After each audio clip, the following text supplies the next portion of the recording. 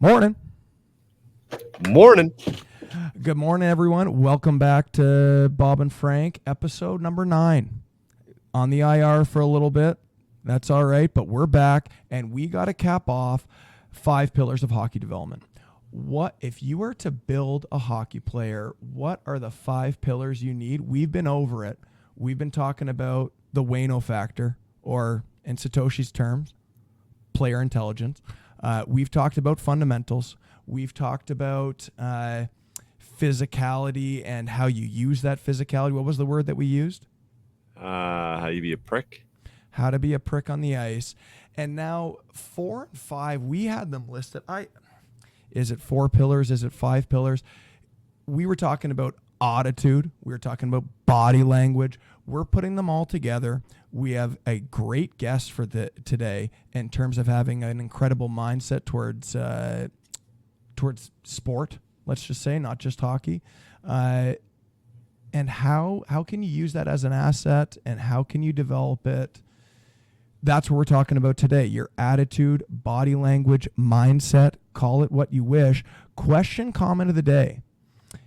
Who in the NHL or PWHL has the best mindset out there? Or worst, who's got a bad attitude? Love to hear that in the comments down below. Yeah. Anyways. They don't comment negative stuff. Anyways, Grego, how do you develop attitude, body language in your sessions? Tell me about that. Well, get them on the goal line and bag skate them if they're not listening. No, not really, but definitely there's some rules in place for when we're talking about the bad body language and whatnot. You need to straighten that up pretty quick. Yeah. It's you can't be letting sticks fly around the ice and slamming, and not good. Yeah, it's tough. I saw a great Instagram clip where a guy was saying, you don't raise your kids, you raise yourself, and then they fall in line. Not a bad line, I thought. Anyhow, I feel like you just gotta represent what you want to see out of the kids on the day-to-day. You want to talk about showing up on time. You want to talk about showing up and doing a drill with intention. You better present the drill with intention. The demonstration, everything that's involved with whatever it is you're trying to see out of the players you're working with, you better represent that in yourself. 100%. Yeah. Anyways, special guest today. I think it's time we bring him on. Who better to talk about attitude, body language, mindset than a longtime student? I'm talking about a product of the OMHA. I'm talking about a 2-time plug-in-his-ear champion of the CCHL. D1 scholarship, not a big deal. Professional hockey in the coast, American Hockey League. Gone over to Sweden, and I don't know. Tim, did you learn how to bench press the puck in the net? Because he went absolutely off in Swedish First Division there. And Defenseman of the Year, is that a good award to win?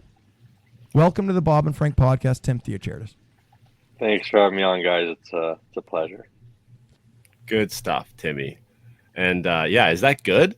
No, I'm just kidding. Tim, let me ask you, before we get into any of this, we told you a little bit about what we've been talking about in previous episodes and what we brought you here to kind of dial in on. Is there anything in particular, maybe the European ice or just the group, whatever it was, that had you pop off this past year? I don't know if there was anything in particular. Maybe just, had a good summer leading up. Was exciting getting in there, and my teammates were amazing. The coaching staff was amazing, and the team had just got regulated up from a lower league, and there was a lot of motivation involved, and people wanted to succeed and prove a lot of people wrong. So I don't know, just going in, playing hockey, having fun, and that was it really. Just kind of took off flying and kept going. Nice. Yeah. The relegation. I love to hear stuff like that. Yeah, that was definitely new for me, but it's cool. It's very different. When you got your team was relegated north before you got there, right? Yeah, It's, they it's got called it's called a promotion, not a relegate. Relegation. Relegate the- is down, right? So yeah, even me, they got promoted up, and it's like if you win your league, you get Yeah. promoted. If you lose, you're relegated down. But then there's also situations where if a team can't economically withstand being in that league, they'll get sent down, and I a didn't team will know get that. sent up too. So the So that Coyotes would was just be sent right down to the coast. They can refuse Yeah, your north essentially. relegation. Essentially. Spencer. So Kalmar ended up losing in the finals to the Nibra Vikings, and they went up. But then, like 2-3 months later, Kalmar got the call. Different team economically could not survive. Kalmar was second in line. They got bumped up. Mhm. So they were right there. They definitely had the power to be there. And then, even though they lost, they weren't going to go. But then things just happened, and yeah. That's why I brought it up, actually, is I wanted to know what was it such a big difference, your home barn versus these teams that have been in that Mainstays. division for a longer time? Not necessarily. There were a few teams that have been that have SHL, experience, like U Gordon, Brenus, Bjork Levin, where they have, Renus is down in So yeah, they were, but then they won this past year, so they're back up to the SHL. okay. Yeah. Wow. So they got a nice rank. A couple of teams have nice ranks, but Kalmar had a great rank for being Allsvenskan. It was 2,700, and it sold out pretty much every night. It was loud. It was rowdy. Great fans. Couldn't complain. Sounds like a time. Yeah, it was fun.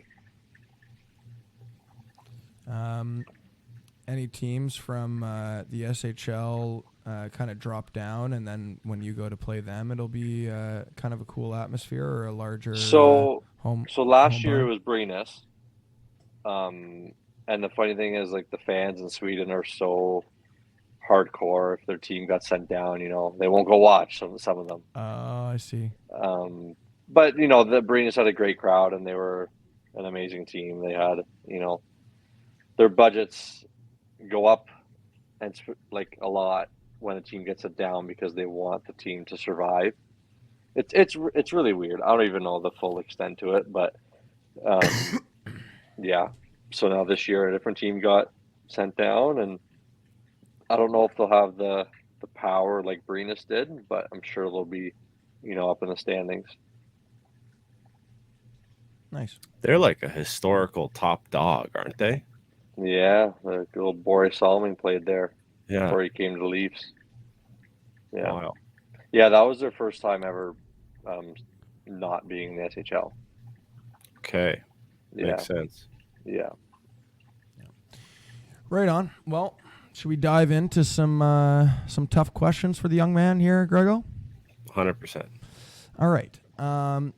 Tim, like we mentioned to you before, we've done some previous episodes. We did one, and we talked all about the fundamentals and how, like, if you're going to build a hockey player, I feel like your skating, your stick handling, shooting, your basic fundamentals, they have to be, top tier if you want to play at a top tier level.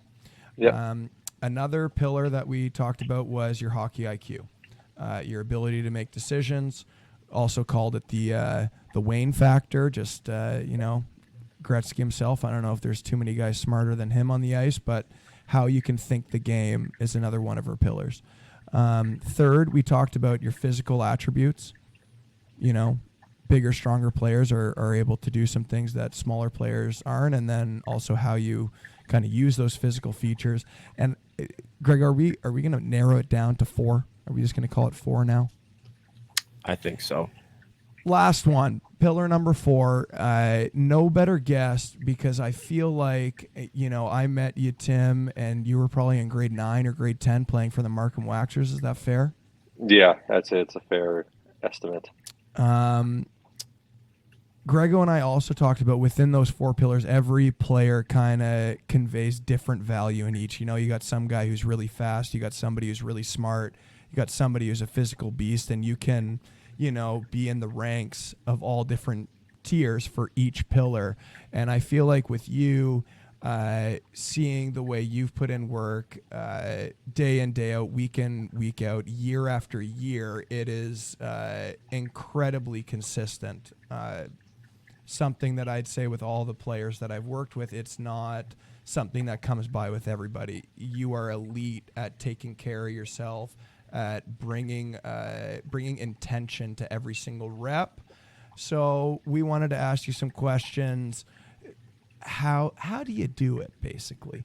But maybe a little bit more direct.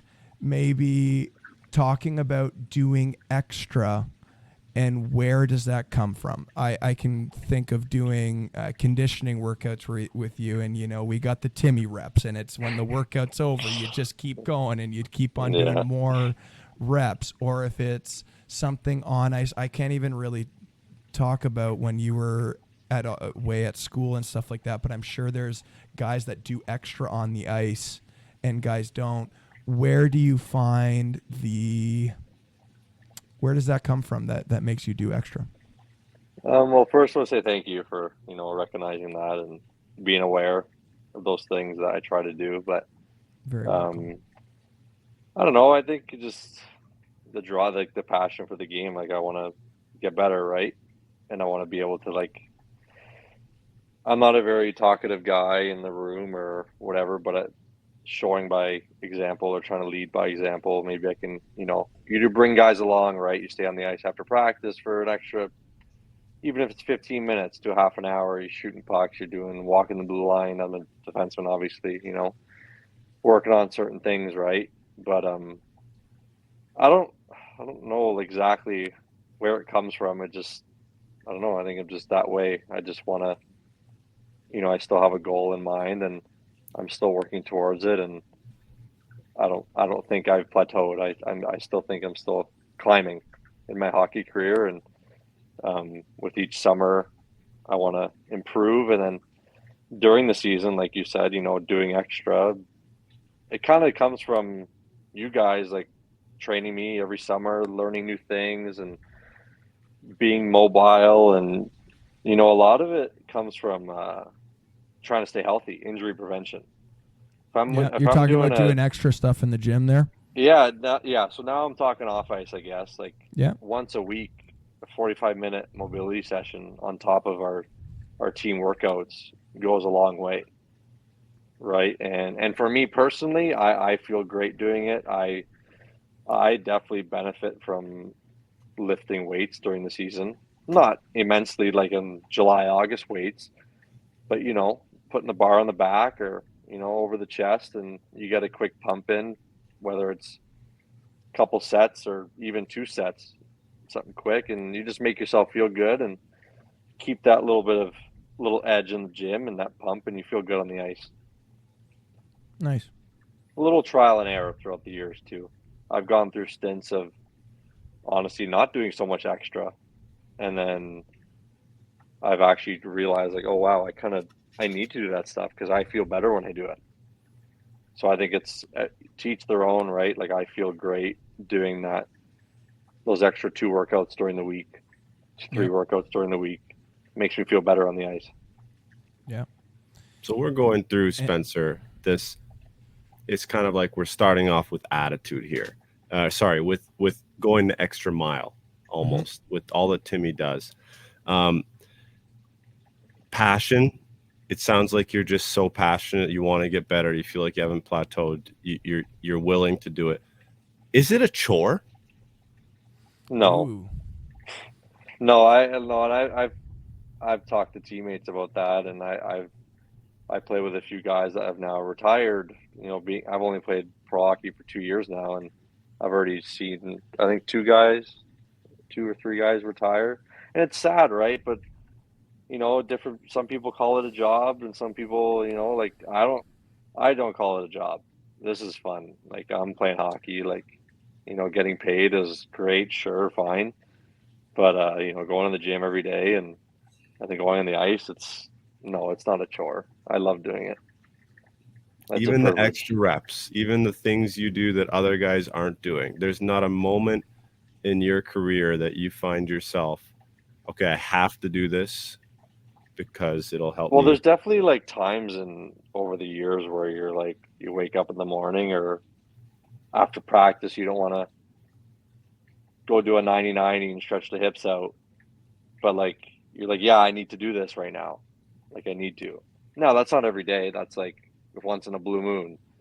So to your question, like, no, half the time I just do it because I like to do it and I want to do it. I know it's going to benefit me.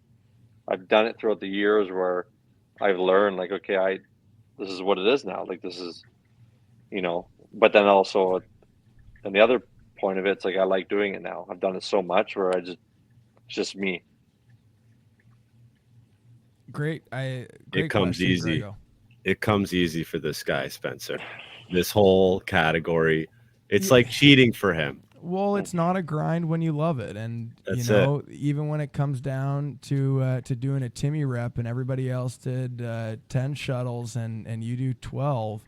There's a certain feeling that you get after completing it. There's the realization, like Timmy said, when you're doing that type of stuff, you notice a difference, whether it's physical or just mental.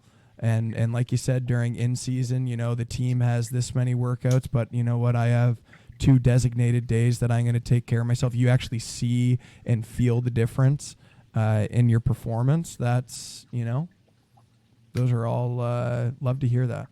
And it's funny because like, at least with me, like I almost try not to be like so routine.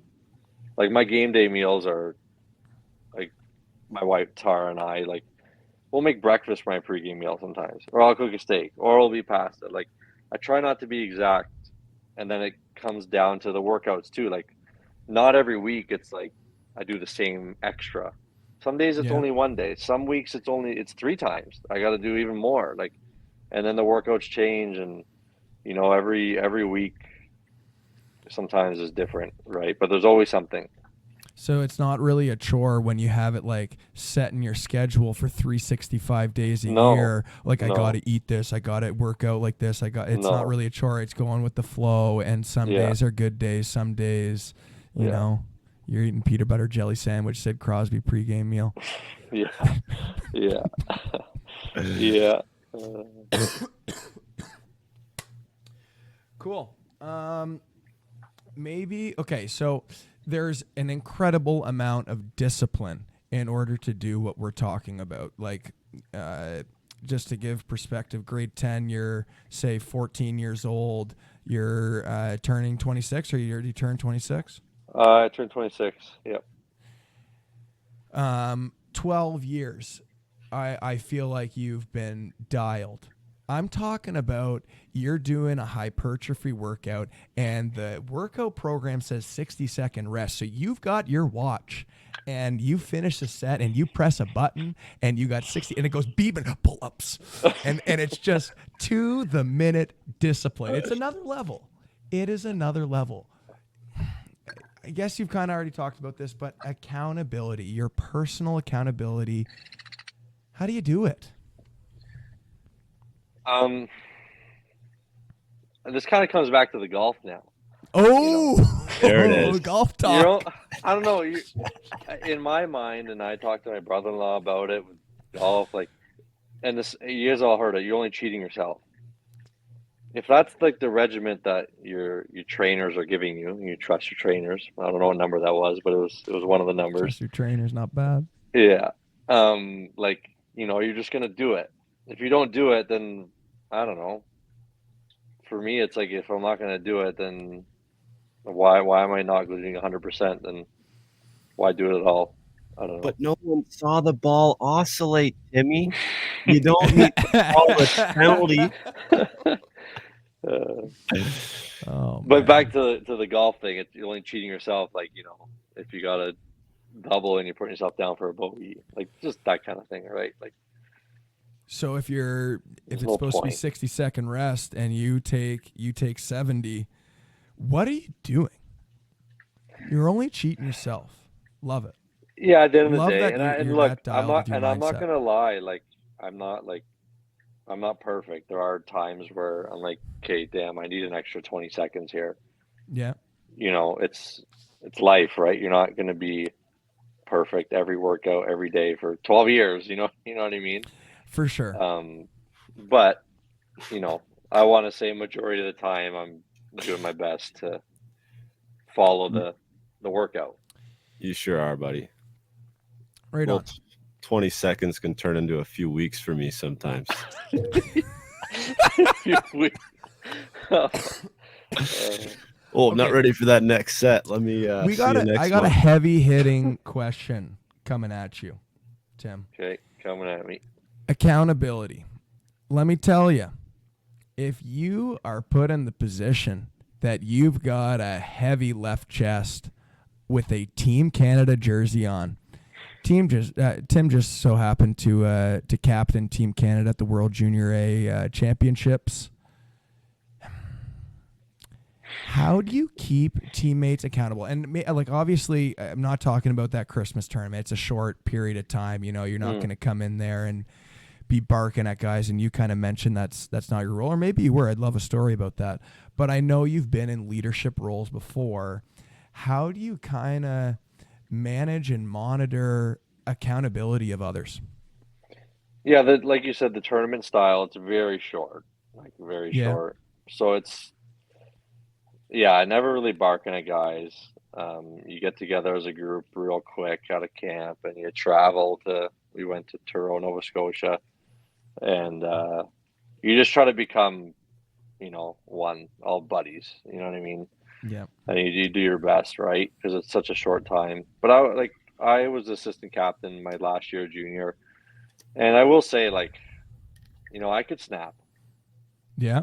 It's happened a handful of times, and like Love it. in between a period or on a bench, like I've definitely lashed out. But I feel like that's needed sometimes when a coach is not around and a player does it. Whether our captain did it, the odd time, and he was even quieter than me.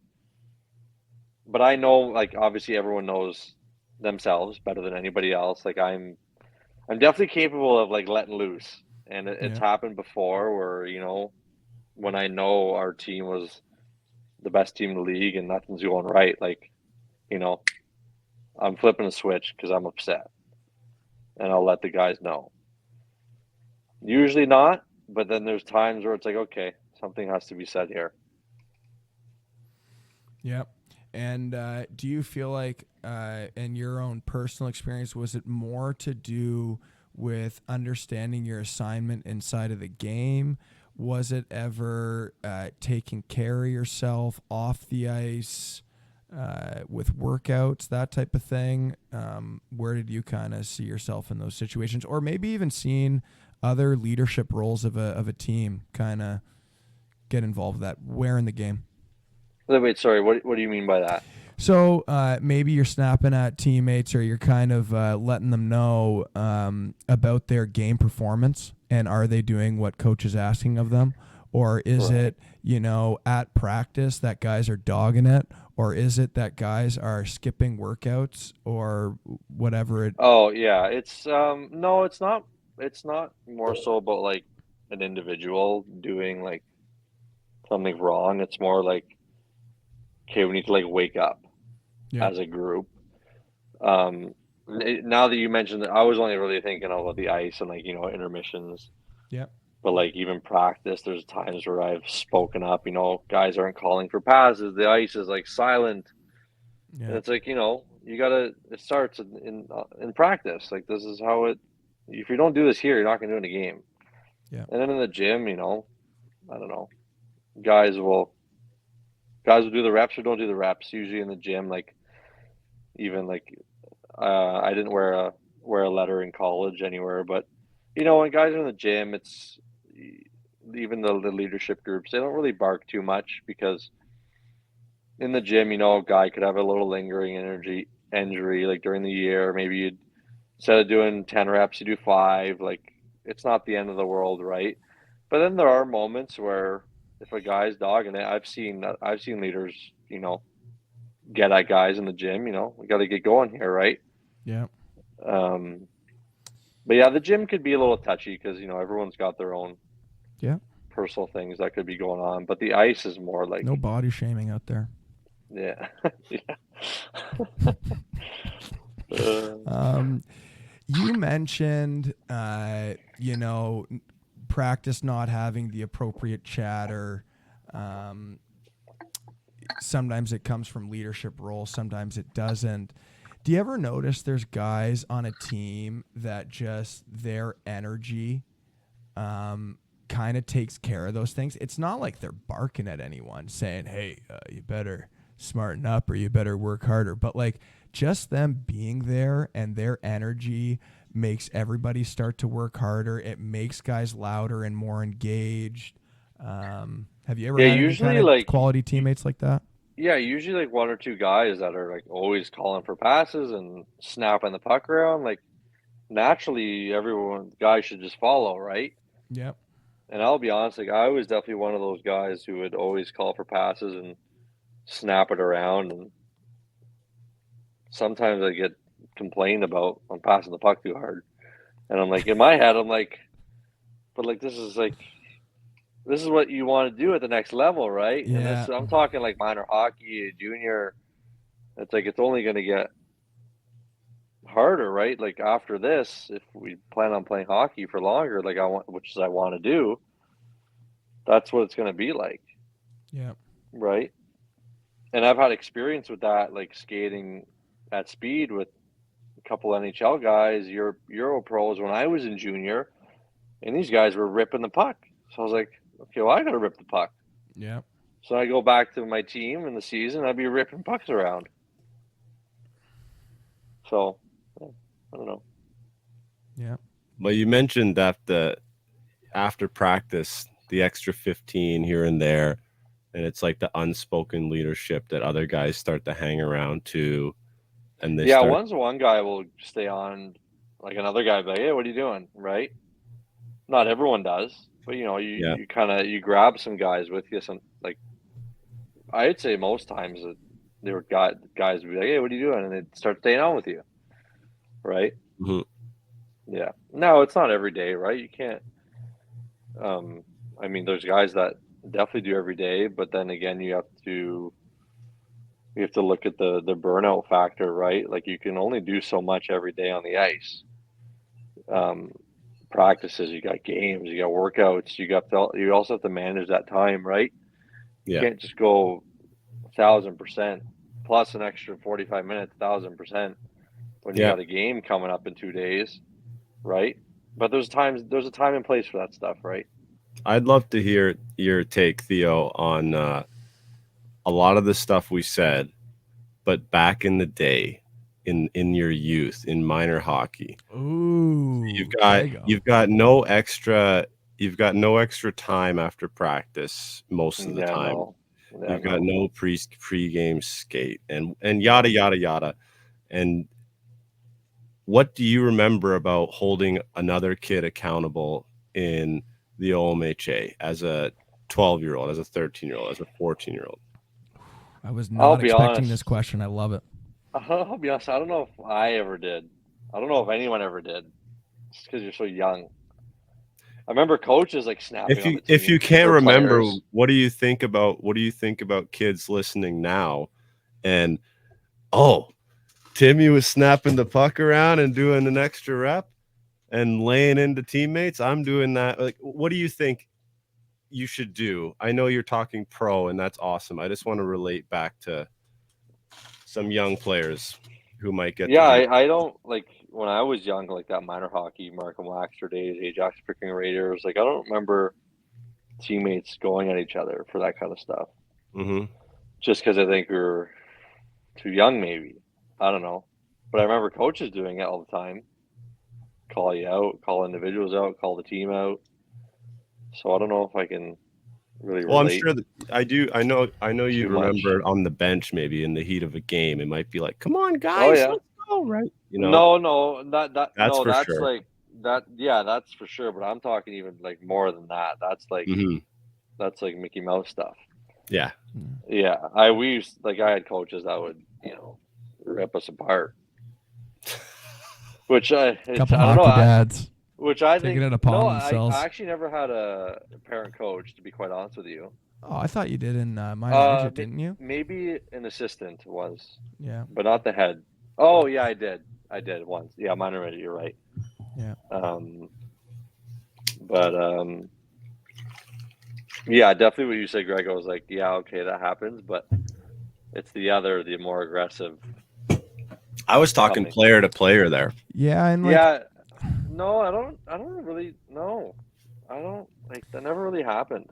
No way. No, feel it. I remember I can't barking at my remember. teammates as a kid. Yeah, Attaboy. in junior, yes, but minor hockey, Sure. I don't recall. I Yeah, feel like player to player in minor hockey is just all the Spencer, kids. you're coaching. You're coaching. Do you not yell something like, let's say, I know you maybe don't yell this, get the puck deep, and then do you not hear a kid on the bench just repeating stuff you said? Isn't there kids even at your age yelling stuff on the bench? No coaching from the kids on the bench. I'm gonna snap. But I'm gonna snap. I was gonna say the kids are very much just a positive vibe. Yeah. Maybe sometimes the how do you say their souls are a little bit broken in a tough loss type of game, and you just get that mellow vibe on it. Yeah. And then I guess not that I've seen it really from my squad, but definitely see some kids that just kind of like lose it on each other. Yes. Where they're just in a mental breakdown, upset, Mhm. or wrestling See, we each never other. had that stuff, like a Yeah. mental breakdown, like kids if we lost a game. Well, I'm maybe I'm just a little bit sensitive to the situation, but you just see kids that are so upset with each other that clearly their day's been ruined. I'm not really saying like a true mental breakdown, but Right. kids But I upset, you also can feel like the see it, and generations have changed. sure. The reactions and things of losing or stuff not going their way. Yeah. Yeah. I don't know. Love it. Incredible Love it. question. Having a time. Bringing it Yeah, that back was a good question. to I'm minor sorry I hockey. couldn't really answer too much of it for you, but No, you answered it enough. Maybe For sure. we're overestimating what impact we can have on a minor hockey team and talking to them about holding each other accountable. It just might not be something we can expect of them. yeah, It takes a special person to do at minor hockey what we're talking about, and that's why I brought up the leadership is just essentially that positive vibe, just giving the fist bumps and shift to shift, cheering on her team. Remember our goalie when we were scoring in the previous tournament was just dancing on the bench, and it's like, it is like a line comes off, they see your teammate dancing and having a time, like they're, I feel like that's a positive impact on the team leadership wise. I remember things were so contagious as a kid, like within your peer group, like insanely contagious. I remember like if you had a guy just all of a sudden, like I said, the coach says this, all of a sudden a few kids are barking the same thing. I remember one tournament, and on the flip side, it's even worse, where we lost the final game, like everyone has in a Sunday tournament, the last game. And the one kid goes and tomahawks his stick onto the ice. And this is the old Timothy. You just imagine these old wooden sticks, okay? And the sticks, there's wood chips flying everywhere. And from a kid. Because he turned the blade on the toe down and he went like this. Nice. And wood chips flying everywhere. And the rest of the kids, we all saw him do it. And I think 50% of the team was immediately doing the exact same thing. Oh my God. Half the team. And it all started with Energy is contagious. That's for darn Yeah. certain at all levels. Yeah. Yeah. And at the golf course. Do you guys want to talk about that, or should we? Wood chips. Speaking of that, Timmy, you're a tea guy, right? Plastic or wood? I'm a wood guy. Yeah, like Tim's the holding wood. the tee right now. You know, we mentioned all those accolades. How do I not forget that Timmy fired a quick 72 today and just having the time of his life? Round of applause for Tim. Hit the like button on this video for a guy that's, you know, just a mid-range handicapper going out for a stroll and just, boom, a glimpse of brilliance for 18 holes. What a stroll at the park. Yeah. Something. Okay, back to a couple more questions for you here.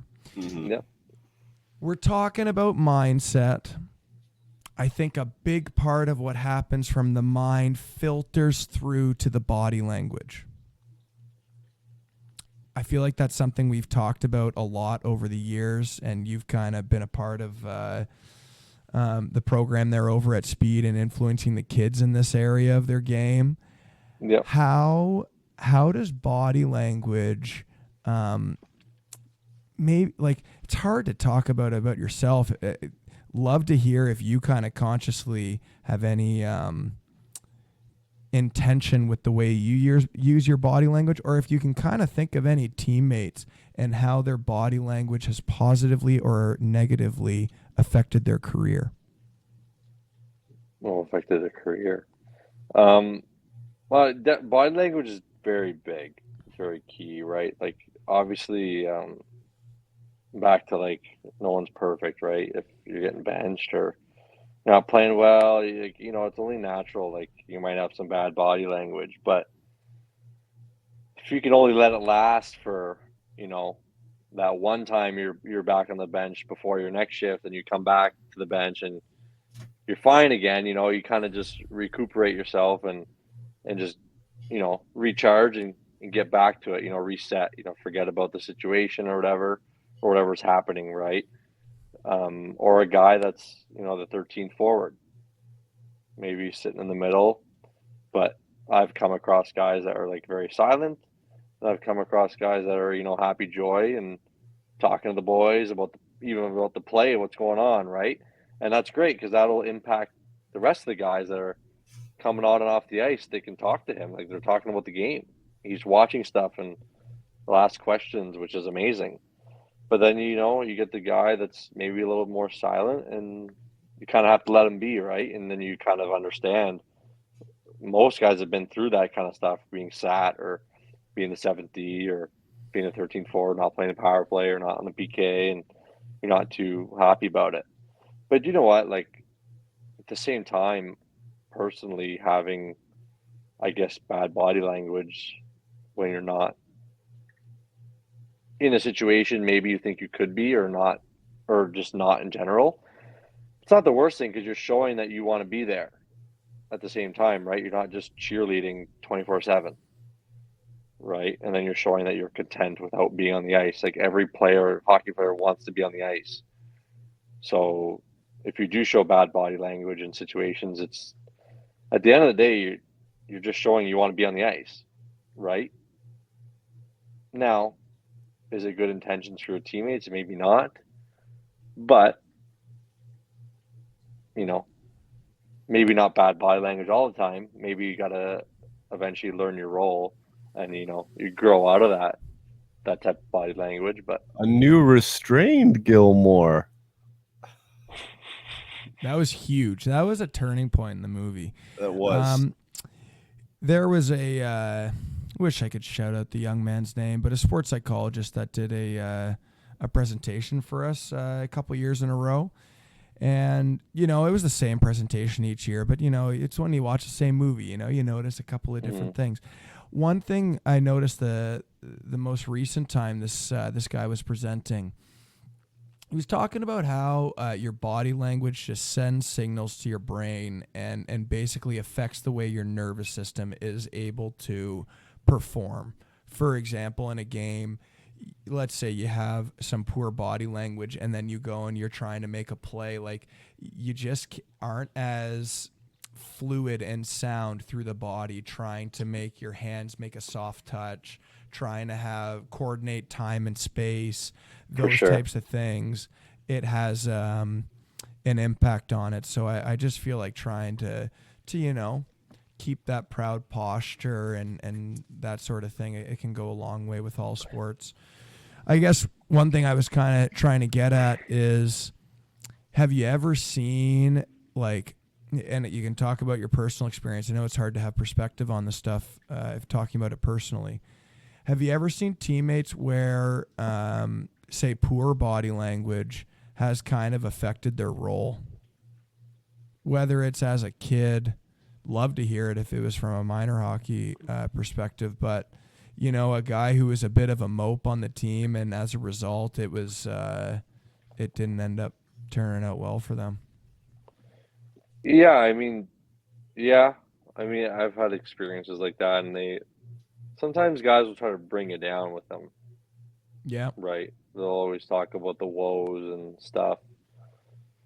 And it kind of like, oh, you try to bring the guy up a bit. You just got to get through it, whatever. Keep working, keep playing, keep working hard. Go stay on the ice an extra 10 minutes, just try to be out there, do something. Minor hockey, I feel like, kids are kids, right? You're always going to get bad body language if a kid's not in the power play.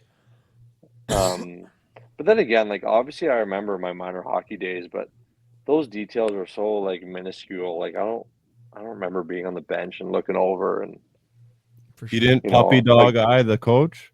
Yeah. Yeah, I mean, sometimes I guess you would. You'll look back, like, hey, am I going out there, coach? But minor hockey's like, you're definitely gonna get, I'm on the power play, like oh shucks, like, you know what I mean? So, yeah. I think that's why coaches absolutely hate that stuff at the older level. Yeah, at the older level, bad body language, it could be a pretty bad thing, because the coaches see it and they don't want it, because at that point in time, you're probably like, early to mid 20s and older. At that point, you should know your role, if you're a power play guy or not a power play guy. So there's no reason to have bad body language at that point. When you get on a team, you're signing a contract, you should know what's going to be coming of you, right? Mm-hmm. Or what's expected of you from the coaching staff. Right. So there's really no reason for that stuff. Yeah. At that point. 100%. For me as a coach, I'd say where I would see the most poor body language is when a player is experiencing failure. For example, in practice, you're doing some shooting. Kid can't shoot to save his life. You're trying to help him out, but they are so frustrated, and their body language is so poor that, one, they probably aren't taking in any of the information that you're trying to tell them. Yeah. But even if they are internalizing what you're saying to them, it doesn't look like they are. I've experienced that instructing at speed. Yeah, there you go. I have. So you kind of see it from that way. It's hard to see it when you're in these moments. Mm-hmm. That's what I'm saying. It's like it's so hard for you to have perspective on this, because it's a moment where you're upset about something, and it's like you kind of lost control of yourself. Trying to teach a nice load and shift, and they're on the wrong foot. And they're on the wrong foot, and you just keep trying to correct them, and then they're like, I can't do it, and then they're freaking out, like, okay, next kid, thank you. Oh, that was a good way of putting it. Yeah. Man. I've experienced that on the golf course for sure. It's like you're golfing with your buddies. Everybody's having a few drinks, a few laughs, a few birdies. Everybody's feeling good, and the vibes are just helping everyone's golf swing. Except for one guy. And then there's one guy, and the greens are bumpy, and they didn't rake the bunker, and I made double bogey. And then next thing you know, the whole group is just pulling 4-foot putts for par. Oh, boom. Momentum gone. They're flubbing chips. And Yeah, you can't have that type of energy. It's contagious. It is. It's contagious.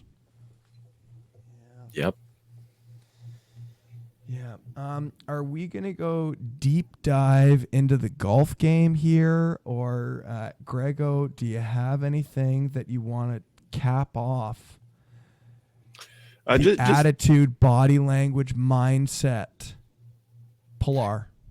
the attitude, the body language, the mindset. I think we have to ask a brain busting question, and it's so like we I know we've asked it, and we said, how do you do it? But Tim, I'd like to hear it from you. If you're raising a beautiful daughter, what, 1 month, 2 month old? 2 months today. There you go. Congratulations. You wanna raise an athlete, let's say, yeah, do whatever she wants. Raise an athlete that is tough mentally. How do you do it? Where do you point to? Learn to lose. Ooh, clip it. I don't know. I think it's pretty simple. Like, you have to lose. There's always a winner. There's always a loser. Yeah. There's always a first place. There's always a fourth place, second, third, eighth.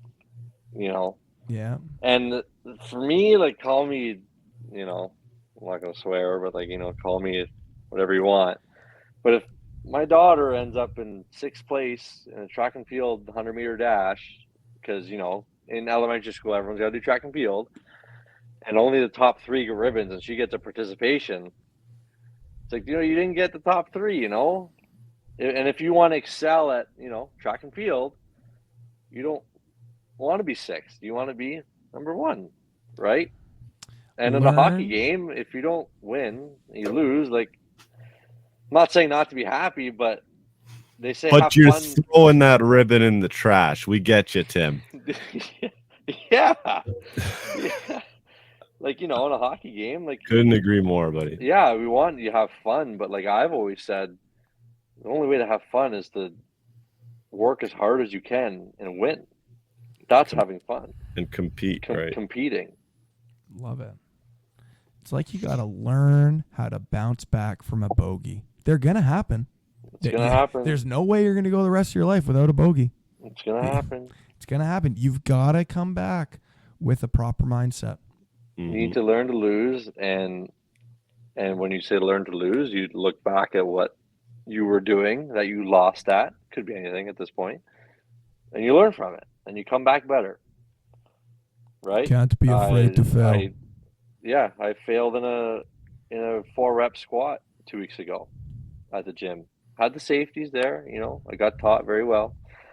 But it felt good. It felt good failing though, especially in that area, right? In that aspect, there's nothing wrong with that.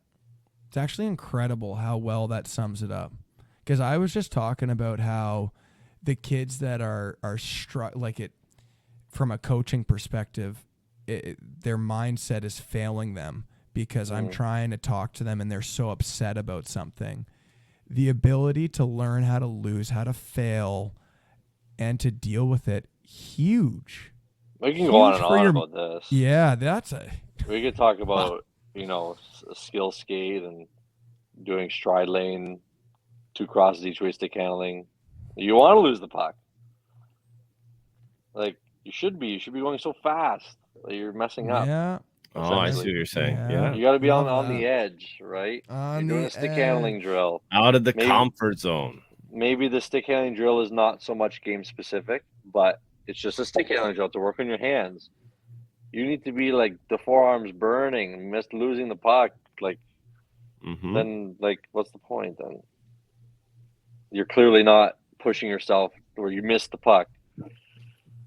So we're playing the tips tomorrow, boys. Gotta challenge yourselves. You know what? Challenge. What, are you afraid of making a couple bogeys out here, guys? You know what? I think we're on to the golf now. Like, I think all 3 of us hit the ball far enough where we should all know this. The courses are designed from the tips. Usually the landing zones are made from the tips. So when you play up, thinking it's going to be shorter, and you want to pull out a driver on a 390-yard par four, sorry, the landing zone is going to be tighter than where it actually should be. Yeah, But then it the is issue true. comes into play where, like, us, the average golfers, maybe not Grego, the up and down is the problem. When we'd rather have 110 out or 90 than 160, because then we miss the green. We're like, now we're could be dicey. That's the You make only a good problem. point, especially at my course when on the men's night, love moving up to the whites. You think you're going to be birdieing a bunch of the holes, but there are a couple holes. As soon as you said that, I was just like, yeah, like, you take driver out on that hole to try to shorten it. It's like, yeah, you can get in some Sometimes trouble. it gets harder. Yeah. So we're playing the ladies' tees. Okay. No, it's designed from the tips. It's designed from the tips. Yeah, but more challenge. Go where it's not designed. Yeah. Okay. You know what I mean? Yeah. Move up to the ladies' tees. Yeah. I get it. Love it. Pulling my 4-iron out. Yeah. Flush. So, Greg, actually, about the golf thing, my brother-in-law. Yeah. He left you too. I remember it was the speed scramble a couple years ago. Spencer, you were there. Mm-hmm. This is when I was like, the driver was struggling. I was just getting into golf, but I was hitting my 4-iron pretty well. And you guys were like, putting the fairway. But my divot was pointing to the right. It was exploding off the planet, your divot was. Yeah. But you said it was a good thing because it means you're closing your face. So I was explaining that to my brother-in-law. I'm like, actually, I heard from this guy. He's a pretty scratch golfer. And you want it, if it's pointing to that, like as if you're closing, it means you're squaring up. Obviously it's like millimeters. We don't actually know. But it means you're closing, right? Which is a good thing. If the divot, you told me that. You were the guy. I did. I for some reason, I obviously don't remember exactly saying that, but in my mind, it just goes to show that when Greg goes on the golf course, it's just, I love it. Yeah. I love that. But I would remember is more like that. If after the ball, your path is going to be this way because that's what I mean. You've already reached the end of the, That's what I'm saying. But then at the same time, it's like, oh damn, if I'm coming over the top, the divot's going to be going that way every time. True. But then it's most likely going to be a fade. I don't know. I'm lost now. You're definitely pumping stinger fades. Wait, so why'd you bring this up? Are you? I don't know. We're just. Are you hitting divots like you did 4 years ago? 3 years ago? You calm down his swing speed.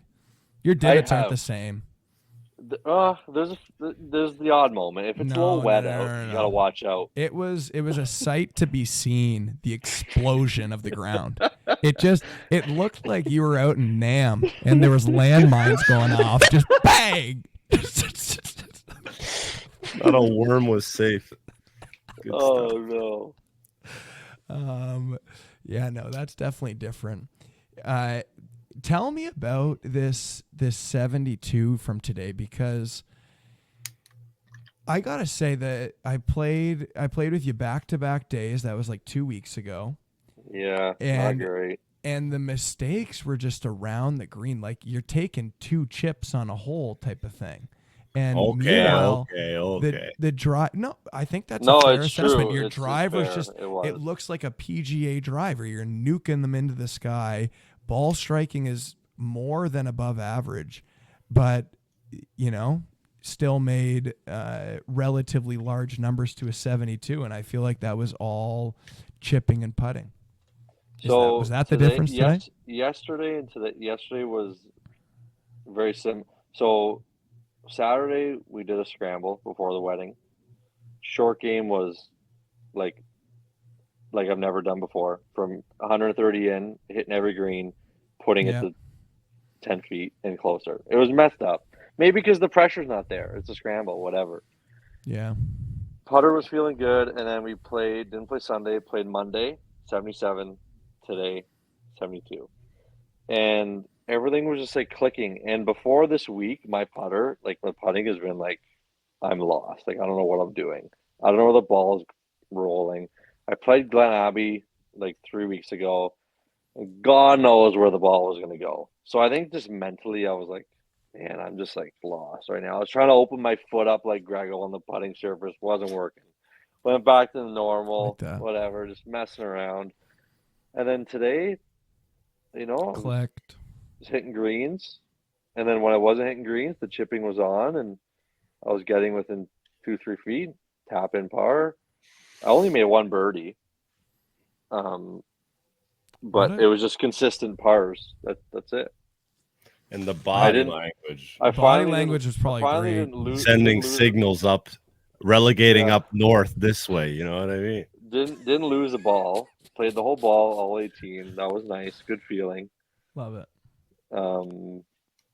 Yeah, but yeah, the up and downs were there. 26, 27 putts, I think, today.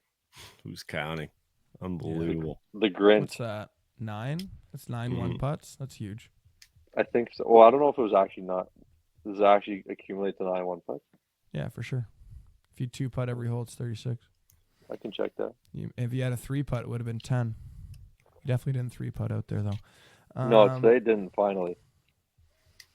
That's huge. My favorite golf YouTuber is Golf Sidekick, and he's got his birdie song. It's like a rock and roll song, and he always puts on music when he's going through stress-free pars, and it's jazz music. And I'm just picturing you just waltzing out there, just just jazz music and tapping pars and onto the next tee, little cut into the fairway, another good ball strike center of the green, 2-putt. Get out of there. I love it. There was so many opportunities Shout out to that guy. put a 58 degree a lot closer, and just didn't. But then 2-putt par, get out of there, next hole. So I wasn't complaining. Yeah. You've learned to lose, Tim. Yeah, and Spencer and I were texting earlier about it today, and I was like, not to be a Debbie Downer, but it just creeps in your head like it's gonna, now it's like an expectation. But I've learned to be like, I'm gonna hit 87 eventually again, or 85. Like before this week of this. I said to Tim that enough with this break 80. Now it's break 70 mode. Today was the day to do it. Mm-hmm. Yeah, it's crazy. It's crazy how they don't come that often. Any day, buddy. Any day. Did I cut off a final thought there from you, Tim? No, I was just gonna say, like, before this week, I was like 6-7 rounds in a row at like 85. And it was just like, oh god. It's not a bad score. It's not a bad score, but then when you, like you said, you shoot these lower scores like 81, 79. You got a huge expectation coming your way tomorrow morning. As an athlete, you're like, I want to do better. Yeah. But yeah, tomorrow morning is a big morning. Remember I fired a 75, and I lipped out for birdie on number 9 to make my front 9 an even par, and I lipped out for birdie on 18 as well. Wow. Which again, you drive off and you're like, you just shot the best round of your life, but at the same time, it's like, I coulda. I know. Actually, today too on 17 par 5, I had a birdie putt. I railed the back of the hole, pin out, and it just bounced right out. See ya, criminal. Should have had the flag out, you're saying? No, the flag should have been in. Oh, because it hit dead middle, and it would have just hit the pin and would have just dropped. Yeah. But instead, it hit the backboard and flew up. That counts, though. I don't know. I wish. Yeah. Only cheating yourself, Grego. That's right. You're only cheating yourself. And I'll be I gotta admit though, you learn a lot of lessons playing golf when you're young. Is that a tee? You're incredible. I definitely have made some I think I can remember being maybe 11, 12 years old, dropping a ball out of my pocket, See if anyone saw looking me. around. I never golfed when I was 11. Jeez. I know. It's I wish I had. a privileged childhood of golf. Mhm. Like Sir Riley. Riley. Oh Yeah. my God, he is spoiled. I brought him today. We went and played. We played 5, then we went and played 7, then back to 6, 7, 8. What a life! Just waltzing around the course, finding little openings. And you just pray that one day he'll grow up to know how to walk. Know how to walk. What was the line you said that he can Waltz? Just know how to handle himself on a golf course. Know how to behave himself. That would be huge for his development. Well, right now he's on pace to play this hole, that hole, and the other hole, and it's, you know what? You're killing it, Spencer. You're killing it. Yeah, I guess I should. You got to start on number 1. We're going in 9. We're not going home. You want to go home after 5? No, we're not going home. See you next spring, buddy. We're not playing again. Yeah. Oh man, that was good. Fix your divots. But Dad, I stick handled all the way up the fairway. You're not supposed to replace your divots with your actual divot. Yeah, Tim likes talking about that one. The roots, they've been ripped out. Can't do it. Put some seed in. Unless you carry a bottle of water around with you. Should we? There's just no way. Tim, I think that was only measured with the grenades you get firing off after you explode the earth. It's not for us regular people divots. Is there a thing where you could put some clips on the pod at the end of me just absolutely destroying the earth? That would be. I actually. Could we do that? I definitely have. I could probably that? screen share one right now of you launching a divot. God, I definitely have a few I'd of love those. to get one from earlier years. I have your swing from a couple weeks ago.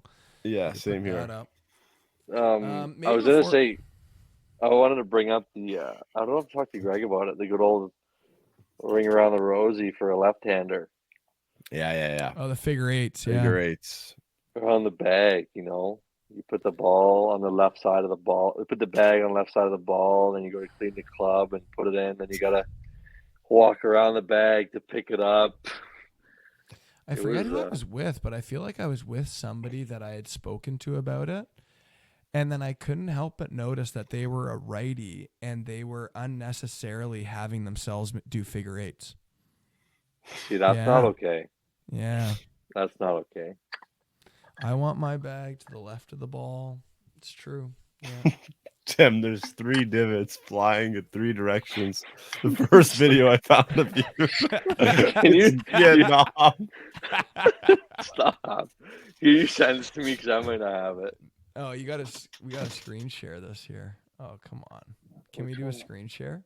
Yeah. Again, it's gonna be hard work. No. Send it to me. I'll do it in 2 seconds. Okay. Send it. I need to see this. I did send it to you. It's in our text convo. Can you send it again though?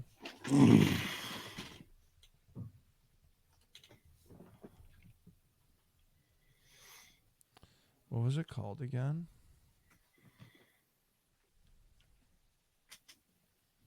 Air? If there's a wet day, I'm still taking something? big divots. Oh no, trial expired. It's a shame. Yeah, we're not seeing that. Okay, can we try getting one more clip here? Yeah, let's clip it right now. We'll get one more clip here, and then we'll sign off. Is that cool with you, Tim? Is anyone watching right now, Spencer? If they are, like, comment, and subscribe one more time. You didn't answer question comment of the day. Who do you think has the best attitude in the NHL? Comment it right now. Who's got a bad attitude? Anybody? Who would you pick, Grego? You tee us off there. Before I just had to get off my chest because before I can even give my opinion, there he is, a good Canadian boy. He's a beauty. Yeah. None of this Alex Ovechkin. I don't even know what he's doing. I was at a buddy's house, little family get together, and Buddy puts on Rock'em Sock'em 4, Let's and go. and Don Cherry is putting up his glossary at the bottom, like as he's saying stuff in this show that things are happening. It goes beauty, good or great, uh, hammer, hum, drill, like really hard shot. Like it's just little definitions for all of Don Cherry's isms, and it was incredible. I'm gonna go best attitude in the NHL.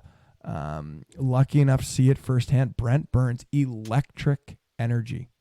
Yeah. Electric energy. You hear the stories, driving around in RV with his family, working out in Walmart parking lots, is obviously in incredible shape playing the amount of games that he's played. Absolute unit of a human being. And yeah, like I mentioned, being on the ice with other professional hockey players, energy contagious.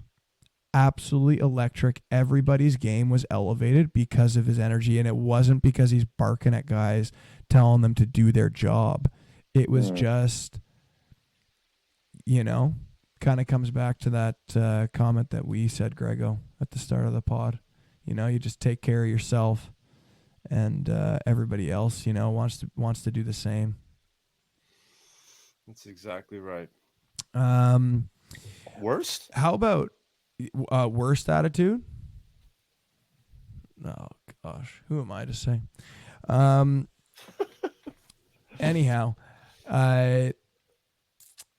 shout out Hockey Think Tank. They had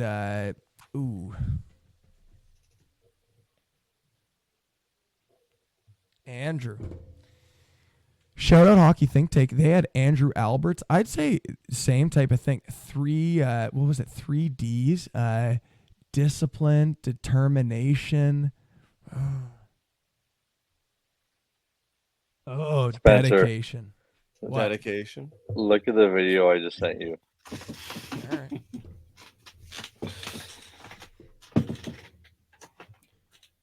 I'll just keep refreshing. Oh! With the volume. With the volume. Oh no. Security! Do you remember that, Greg? I do. There it is. It's you doing a punch turn, isn't it? Let me see. Yeah, the biggest scam in hockey. Yeah. My knee was gonna collapse. God. Sweet Lou. What was that?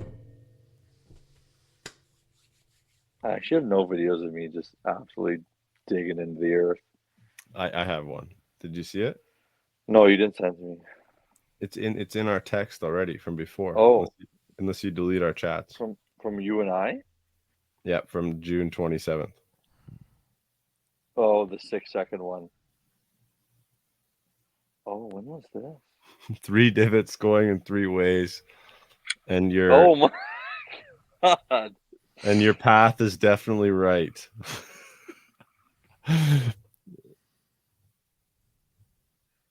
Yeah, but I'm coming inside out. There, it's just the face is closed.